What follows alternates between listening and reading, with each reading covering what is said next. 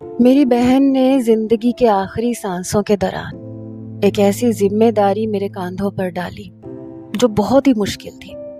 میری مرتی ہوئی بہن نے میرا ہاتھ تھام کر بکھرے لفظوں میں مجھ سے کہا تھا کہ تمہارے سوا میں کسی اور پر اعتبار نہیں کرتی، اس لیے میں یہ ذمہ داری تمہیں دے رہی ہوں کہ تم میرے اکلوتے بیٹے کو پروان چڑھاؤ، اس کی اچھی تربیت کرو۔ مجھے یقین ہے یہ کام تمہارے سوا اور کوئی نہیں کر سکتا، کیونکہ تم نہ صرف میری بہن ہو بلکہ تم اور میں ہمیشہ سے ایک جیسے ہیں۔ جیسی تربیت میں اپنے بیٹے کی کرتی ویسی ہی تم کرو گی۔ اس نے اپنے بیٹے کی طرف اشارہ کر کے مجھے جتایا تھا کہ آج سے میں اس کی ماں ہوں، اور میں نے اس کے ہاتھوں میں ہاتھ دے کر اسے تسلی دی تھی کہ میں ہمیشہ اس کے بچے کو اپنے سینے سے لگا کر رکھوں گی، اور وہ اسی وقت اپنی آنکھیں موند گئی تھی۔ کتنی دیر میں روتی رہی، تڑپتی رہی، لیکن میری بہن ہمیشہ کے لیے مجھے چھوڑ گئی، اور میرے کاندھوں پر میرے ننھے سے 6 سالہ بھانجے کی ذمہ داری آ گئی، جسے اب ساری زندگی مجھے سینے سے لگا کے رکھنا تھا، کیونکہ وہ میری بڑی بہن کی آخری نشانی تھا۔ وہ بڑی بہن جس نے ماں باپ کے بعد مجھے پال پوس کر بڑا کیا تھا، اپنی شادی کے بعد بھی تنہا نہیں چھوڑا تھا۔ بس قسمت ایسی تھی کہ بڑی بہن بیوہ ہوئی، اور پھر اسے خود بھی ایک جان لیوا بیماری ہو گئی، اور اسی میں ہی وہ اپنا بچہ میرے حوالے کرتی اس دنیا سے چلی گئی۔ لیکن میں کیا جانتی تھی کہ جو ذمہ داری اس نے میرے کاندھوں پر ڈالی ہے، میں اس ذمہ داری کو ادا نہیں کر سکوں گی، اور اپنی بہن سے کیے ہوئے وعدے کو پورا کرنے میں ناکام ہو جاؤں گی۔ دن ہفتوں میں، ہفتے مہینوں میں بدلتے چلے گئے۔ میرا بھانجا ایک کڑیل جوان ہو گیا۔ میں نے اسے بڑا کرنے میں اپنی ساری زندگی قربان کر دی، نہ خود شادی کی اور نہ کبھی اپنے بھانجے کو کسی چیز کی کوئی کمی ہونے دی۔ لیکن جب وہ میرے کندھے سے اونچا نکلنے لگا تو پھر میرے لیے اسے سنبھالنا مشکل ہو گیا۔ اس کی تعلیم پوری ہو چکی تھی، وہ اچھی نوکری کر رہا تھا، اس کی نوکری سے ہمارا گزارا ہو رہا تھا، اسی لیے میں چاہتی تھی کہ اس کی شادی کر دوں، تاکہ اس کی شادی ہو تو اس کا دل پوری طرح سے گھر میں لگ جائے۔ نہ جانے وہ دفتر سے آ کر سارا وقت کہاں گزارتا تھا، مگر میرے بھانجے نے تو حد ہی کر دی تھی۔ میں جب بھی اس سے شادی کی بات کرتی، وہ کہتا، خالہ اگر آپ نے میرے لیے لڑکی تلاش کرنی ہے تو کوئی ایسی لڑکی تلاش کریں جو گونگی ہو۔ شروع میں مجھے لگتا تھا وہ یہ سب باتیں مذاق میں کہتا ہے، مجھے تنگ کرتا ہے، لیکن پھر دھیرے دھیرے مجھے احساس ہوا کہ وہ واقعی ایسی کسی لڑکی سے شادی کرنا چاہتا ہے جو گونگی ہو۔ میں جب بھی اس سے کہتی کہ میں تمہارے لیے چاند سی لڑکی تلاش کروں گی تو وہ چڑ جاتا اور پھر اس بارے میں بات ہی نہ کرتا، لیکن میں نے اس کے لیے لڑکیوں کی تلاش جاری رکھی، اور پھر بالآخر میں نے ایک خوبصورت سی لڑکی پسند کر لی۔ جب میں نے بھانجے کو اس کی تصویر دکھائی تو اس نے پہلا سوال یہ کیا، خالہ کیا یہ لڑکی گونگی ہے؟ میں اس کی بات سن کے ہنس دی اور بولی، نہیں، لیکن یہ لڑکی سلجھی ہوئی ہے اور اس کی آواز بہت اچھی ہے، یوں لگتا ہے جیسے کوئل کوک رہی ہو۔ میری بات سن کر سہیل غصے میں آ گیا، کہنے لگا، خالہ تم مجھ سے مذاق کر کے وقت ضائع کر رہی ہو۔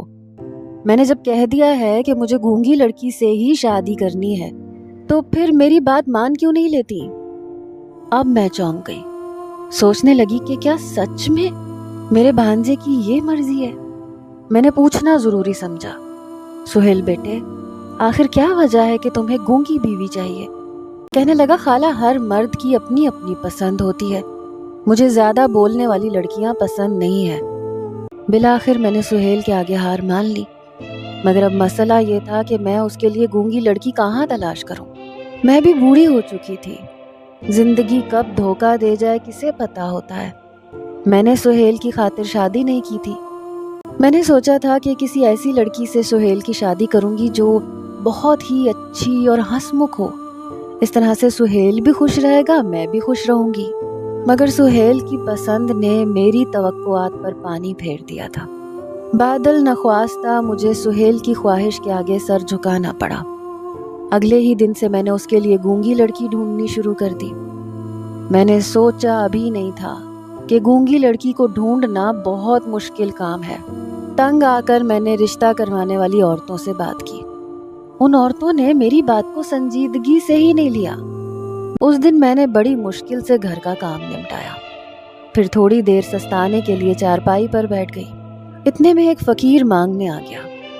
یہ فقیر پچھلے 6 سالوں سے ہمارے علاقے میں بھیک مانگنے آیا کرتا تھا۔ جب میں اسے خیرات دینے گئی تو مجھے دیکھ کے وہ دعا دینے لگا کہ اللہ تمہاری ساری پریشانیاں آسان کرے۔ میں نے کہا کیا بتاؤں، اپنے بھانجے کی وجہ سے بہت پریشان ہوں۔ میں اس کی شادی کرنا چاہتی ہوں، مگر بھانجے نے ضد لگائی ہوئی ہے کہ وہ شادی کرے گا تو گونگی لڑکی سے کرے گا۔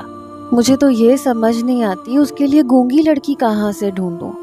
وہ فقیر کہنے لگا بہن جی، میری ایک بیٹی ہے جو گونگی ہے، میں اس کی شادی کرنا چاہتا ہوں، لیکن اس کا کہیں بھی رشتہ نہیں ہو رہا۔ اگر آپ رشتہ لینا چاہیں تو مجھے بہت خوشی ہوگی۔ میں فقیر کی بات سن کے سوچ میں ڈوب گئی۔ پھر میں نے فیصلہ کیا کہ جب شام کو سہیل آئے گا تو ساری بات اس کے سامنے رکھ دوں گی، وہ جیسا کہے گا ویسے کر لوں گی۔ شام کو سہیل کام سے واپس آیا تو میں نے ساری بات اس کے سامنے رکھ دی۔ میری بات سن کے سہیل کے چہرے پر چمک پیدا ہو گئی۔ جلدی سے بولا خالہ، آپ کو اسی وقت فقیر کے ساتھ چلے جانا چاہیے تھا اور اس کی بیٹی کے ہاتھ پر پیسے رکھ کے آنے تھے۔ اب مجھے مزید 8 دن انتظار کرنا پڑے گا۔ اگلی جمعرات جیسے ہی وہ آئے آپ فوراً اس کے ساتھ چلی جانا۔ میں سہیل کی بےتابی دیکھ کے حیران رہ گئی۔ پھر بولی سہیل، تم یہ فیصلہ بہت سوچ سمجھ کے کرنا، یہ نہ ہو پھر بعد میں مجھ سے گلہ کرتے رہو کہ آپ نے میرے لیے یہ کیسی لڑکی پسند کر لی۔ فقیر کی بیٹی ہے، نہ جانے کیسی ہوگی، اسے اٹھنے بیٹھنے کے طور طریقے آتے بھی ہوں گے یا نہیں۔ سہیل کہنے لگا خالہ آپ اس کی تربیت کیجیے گا، وہ وقت کے ساتھ ساتھ سب کچھ سیکھ جائے گی۔ میں نے سر ہلا دیا۔ سہیل اٹھ کر منہ ہاتھ دھونے چلا گیا، جبکہ میں سہیل کے متعلق سوچنے لگی۔ پھر یوں ہی چند دن گزر گئے، جمعرات آ گئی۔ میں ناشتہ بنا کر سہیل کا انتظار کرتی رہی۔ وہ صبح 8 بجے آفس چلا جاتا تھا اور پھر جب 8 بجنے والے تھے تو مجھے پریشانی ہونے لگی۔ میں سہیل کے کمرے میں چلی گئی، وہ سو رہا تھا۔ میں نے اسے 1-2 آوازیں دی تو اٹھ کے بیٹھ گیا۔ میں نے کہا آج تم نے آفس نہیں جانا؟ کہنے لگا خالہ آج میں نے آفس سے چھٹی کر لی ہے۔ تھوڑی دیر کے بعد سہیل آ گیا، اس نے ناشتہ کیا اور چپ چاپ گھر سے نکل گیا، جبکہ میں خود گھر کے کام کاج کرنے لگی۔ یوں ہی صبح سے دوپہر اور پھر شام ہو گئی، مگر سہیل گھر واپس نہیں آیا۔ مجھے اس کی بے انتہا فکر ہو رہی تھی۔ میں مغرب کی نماز پڑھ کر اپنے بھانجے کے لیے دعا کر رہی تھی کہ اسی لمحے اس کی چہکتی ہوئی آواز میری سماعتوں سے ٹکرائی۔ وہ بولا خالہ کہاں ہو؟ دیکھے میں اپنے ساتھ کس کو لایا ہوں۔ میں نے جلدی سے سلام پھیرا، مڑ کر دیکھا تو سامنے سہیل کے ساتھ وہ فقیر کھڑا تھا۔ میں نے دریافت کیا سہیل تم صبح سے کہاں غائب تھے؟ مجھے تمہاری بہت فکر ہو رہی تھی۔ کہنے لگا خالہ میں صبح سے چاچا سکندر کے انتظار میں گلی میں کھڑا تھا، شکر ہے یہ آ گیا، اب میں اسے جلدی سے گھر لے آیا ہوں۔ ہم چاچا سکندر کے گھر چلتے ہیں، آج کا دن بھی نیک ہے، نکاح ہو جائے گا تو اچھا ہے۔ سکندر اسی فقیر کا نام تھا۔ میں اپنے بھانجے کی شکل دیکھتی رہ گئی، مجھے کچھ سمجھ نہیں آ رہا تھا کہ میں کیا کروں۔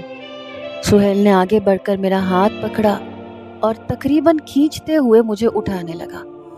میں اس کے آگے بے بس ہو چکی تھی، اسی لیے سر پر بڑی سی چادر لی اور کمرے سے باہر نکل آئی۔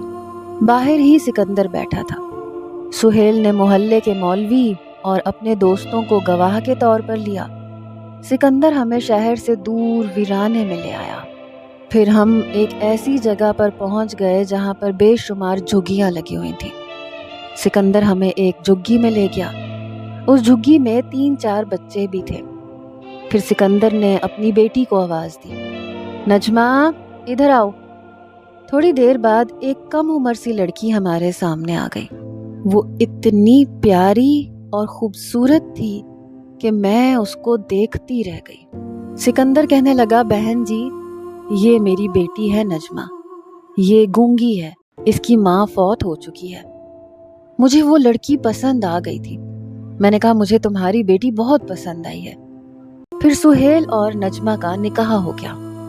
میں بڑی سادگی سے نجمہ کو بیاہ کر لے آئی۔ صبح میں نے اپنی بہو اور بھانجے کے لیے ناشتہ بنایا اور ان کو کمرے میں دے کر آئی۔ سہیل بہت خوش لگ رہا تھا۔ میرا بھانجا خوش تھا تو میں بھی مطمئن اور خوش ہو گئی۔ سہیل گھر سے باہر نکل گیا تو نجمہ میرے پاس آ گئی۔ اس نے میرے ہاتھ سے برتن لے لیے، اشارے سے کہنے لگی کہ آپ یہ برتن چھوڑ دیں، ان کو میں دھو دوں گی۔ میں بولی نہیں بیٹی، ابھی تمہاری نئی شادی ہوئی ہے، تم 1 ہفتہ آرام کرو گی، پھر میں تم سے میٹھا بنواؤں گی۔ وہ دن تو گزر گیا، مگر جو ہی رات ہوئی تو سہیل بولا خالہ آج میں اور نجمہ چھت پہ سوئیں گے، کل رات بہت گرمی لگتی رہی۔ میں سہیل کی بات سن کے حیران ہو گئی، کیونکہ سردیاں شروع ہو چکی تھیں۔ رات ہوتے ہی فضا میں خنکی پھیل جاتی تھی۔ اب تو میں بھی کمرے میں سونے لگی تھی اور پنکھا بھی نہیں چلاتی تھی۔ خیر میں نے سہیل سے یہ بات نہیں کہی، مجھے لگا شاید میاں بیوی کو پرائیویسی چاہیے ہوگی، تبھی وہ چھت پہ جانے کی بات کر رہا ہے۔ میں نے کہا بیٹا جیسے تم چاہو۔ اس رات وہ دونوں میاں بیوی چھت پر چلے گئے تو میں اپنے کمرے میں آ گئی۔ اگلی صبح جب نجمہ نیچے آئی تو بہت زیادہ تھکی ہوئی اور الجھی لگ رہی تھی۔ میں نے نجمہ کا ہاتھ پکڑ لیا، بولی بیٹی کیا بات ہے، تم مجھے افسردہ سی لگ رہی ہو، اوپر سردی تو نہیں لگی؟ نجمہ مجھے اشارے سے بتانے لگی تو سہیل نے اسے غصے سے جھڑک دیا، بولا صبح صبح کیوں خالہ کو تنگ کر رہی ہو، چلو جاؤ منہ ہاتھ دھو کے آؤ۔ اور وہ مجھے دیکھتی ہوئی کمرے میں چلی گئی۔ مجھے سہیل کا یہ رویہ اچھا نہیں لگا تھا، مگر میں نے سر جھٹک دیا اور ناشتہ بنانے لگی۔ سہیل بھی اپنے کمرے میں چلا گیا۔ ناشتہ کر کے جب میں سہیل کے کمرے میں پہنچی تو مجھے سہیل کی آواز سنائی تھی۔ وہ غصے میں بول رہا تھا، کہہ رہا تھا نجمہ ایک بات کان کھول کے سن لو اور اپنے دماغ میں بٹھا لو، ہم دونوں میاں بیوی کے درمیان جو کچھ بھی ہے وہ ہم دونوں کے درمیان میں رہنا چاہیے۔ اگر تم نے خالہ کو کچھ بتانے کی کوشش کی تو میں تمہیں طلاق دے دوں گا۔ میں تو سہیل کی باتیں سن کر ہکا بکا رہ گئی، پتہ نہیں کیا بات تھی۔ بہرحال میں تھوڑی دیر بعد گلا کھنکار کر ان کے کمرے میں داخل ہو گئی۔ میرے سامنے سہیل بالکل نارمل تھا، بلکہ نجمہ کے ساتھ ہنس ہنس کر باتیں کر رہا تھا، لیکن مجھے لگا کہ دال میں کچھ کالا ہے۔ میں ان کو ناشتہ دے کر باہر آ گئی، سوچنے لگی کہ سہیل نے آخر نجمہ سے ایسا کیوں کہا ہے۔ چند دن گزرے، نجمہ نے مجھ سے ضد کی کہ اب وہ گھر کے کام کاج کرنا چاہتی ہے۔ میں نے انکار نہیں کیا، اسے ساتھ کچن میں لے گئی۔ ہم دونوں مل کر کام کر رہی تھیں۔ تب میں نے اس کے چہرے کو بڑے غور سے دیکھا۔ اس کا چہرہ مرجھایا ہوا لگ رہا تھا، آنکھوں کے نیچے ہلکے پڑ چکے تھے، یوں لگتا تھا جیسے وہ روز رات بھر جاگتی رہتی ہو۔ چہرہ زرد ہو گیا تھا۔ میرے گھر میں ہر چیز تھی، کھانے پینے کی کوئی کمی نہیں تھی، مگر نجمہ میرے گھر میں آ کے بہت کمزور ہو گئی تھی۔ اس سے اچھی صحت تو اس کی جھگی میں تھی۔ آج سہیل بھی آفس گیا ہوا تھا، اس لیے میں نے سوچا کہ تفصیلی طور پہ نجمہ سے پوچھتی ہوں کہ وہ کس بات کو لے کر پریشان رہتی ہے۔ میں نے کہا بیٹی تم دن بدن کمزور کیوں ہوتی جا رہی ہو، کیا تم کھانا نہیں کھاتی؟ نجمہ کی آنکھوں میں نمی بھر گئی۔ اس نے مجھے اشارے سے بتایا کہ مجھے سہیل سے بہت ڈر لگتا ہے۔ اس کی بات سن کے میں بہت زیادہ پریشان ہو گئی۔ میں بولی کیوں؟ سہیل سے کیوں ڈر لگتا ہے؟ کیا اس نے تم سے کچھ کہا ہے؟ نجمہ ایک دم سے پھوٹ کے رونے لگی، میرے ساتھ لگ گئی۔ اس بچی کی یہ حالت مجھ سے دیکھی نہیں جا رہی تھی۔ میں نے دلاسا دیتے ہوئے کہا بیٹی مجھے کھل کے بتاؤ، کیا بات ہے؟ اگر سہیل نے کچھ کہا ہے تو تم بے فکر ہو جاؤ، میں اس کے کان کھینچوں گی۔ یہ سن کر وہ مجھ سے الگ ہوئی اور ہاتھ جوڑ دیے، پھر اشاروں میں کہنے لگی کہ آپ سہیل سے مت پوچھئے گا ورنہ وہ میرے ساتھ بہت برا سلوک کرے گا۔ میں نے اسے یقین دہانی کروائی کہ ایسے کچھ بھی نہیں ہوگا، تم بے فکر رہو۔ اس کے بعد میں نے نجمہ سے مزید پوچھ گچھ نہیں کی، لیکن پریشان ضرور ہو گئی۔ میں اس نتیجے پر پہنچی کہ ان کے درمیان کوئی خاص مسئلہ ہے۔ جس کی وجہ سے نجمہ کی حالت ٹھیک نہیں ہے۔ میں نے بھی سوچ لیا تھا کہ آج میں اس راز کے بارے میں جان کر سکون پاؤں گی۔ رات ہوئی تو سہیل اور نجمہ چھت پہ سونے کے لیے چلے گئے، جبکہ میں یہی سوچ رہی تھی کہ اب مجھے کیا کرنا چاہیے۔ میں سوچ ہی رہی تھی کہ اچانک مجھے چھت پر سے سہیل کی آواز سنائی دی۔ مارے تجسس کے میں سیڑھیاں چڑھنے لگی۔ ایک ایک قدم اٹھا کر جب میں چھت پر پہنچی تو سامنے کا منظر دیکھ کر اپنی جگہ پر جم سی گئی۔ چھت پر ایک بڑا سا گول دائرہ تھا جس کے ارد گرد آگ جل رہی تھی۔